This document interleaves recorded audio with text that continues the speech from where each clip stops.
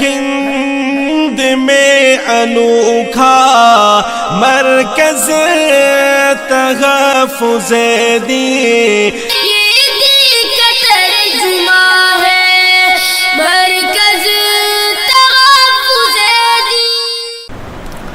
ہم مدرسوں میں پڑھاتے ہیں، بہت اچھی بات ہے۔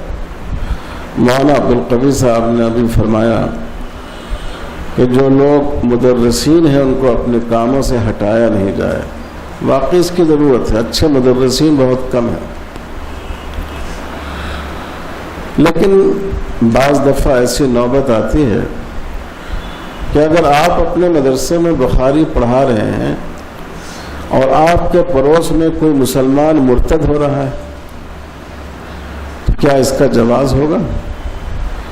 آپ نفل نماز پڑھ رہے ہیں اور سامنے ایک مسلمان اندیشہ ہے کہ وہ گڑھے میں یا آگ میں گر جائے، آپ فقہ کی کتابیں اٹھا کر دیکھیے، فقہا کہتے ہیں کہ نماز توڑ کر اس کے لیے اس آدمی کو بچانا ضروری ہوگا۔ جب ارتداد کا فتنہ اٹھا اور شدید تحریک شروع ہوئی تو دارالعلوم دیوبند میں تعلیم بند کر کے اساتذہ کو اس فتنے کے تدارک کے لیے بھیجا گیا۔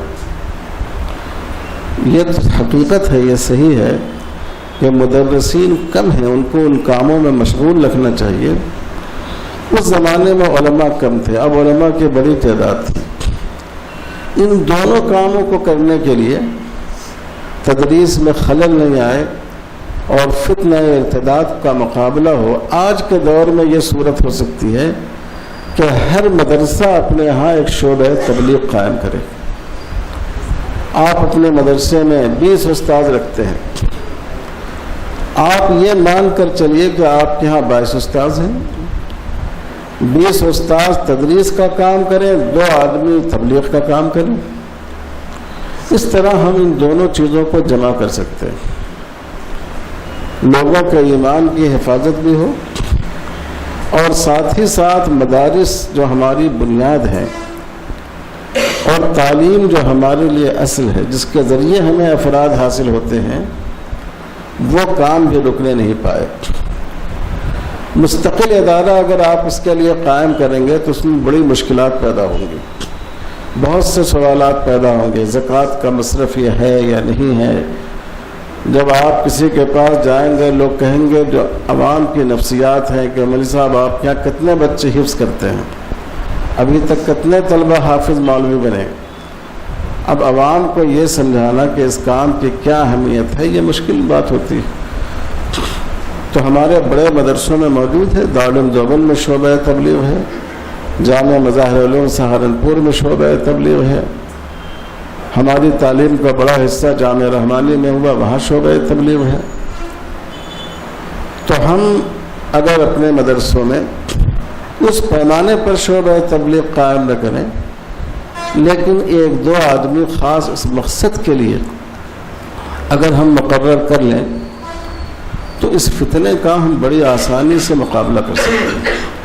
ہم یہ مان کر چلیں کہ یہ دو بھی ہمارے مدرس ہیں، لیکن ان سے ہم نے عوام کی تدریس کا، عوام کی تعلیم کا کام ہم نے ان کے ساتھ جوڑ رکھا ہے۔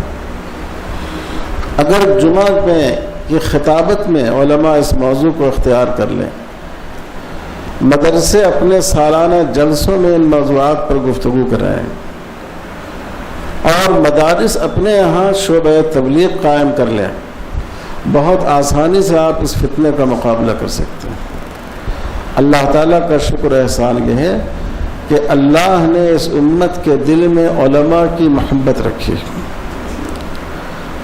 حضرت مولانا سید ابو الحسن علی ندوی فرماتے تھے کہ دیکھو ان عوام کے دل میں طبقہ علماء کی کتنی محبت ہے، یہ تم کو برا بھلا بھی کہیں گے، یہ بھی کہیں گے کہ چندہ وصول کر کے کھا جاتے ہیں، لیکن اگر چندہ دینا ہو تو آپ ہی کو چندہ دیں گے، کوئی سوٹ بوٹ میں آیا تو اس کو چندہ نہیں دیں گے۔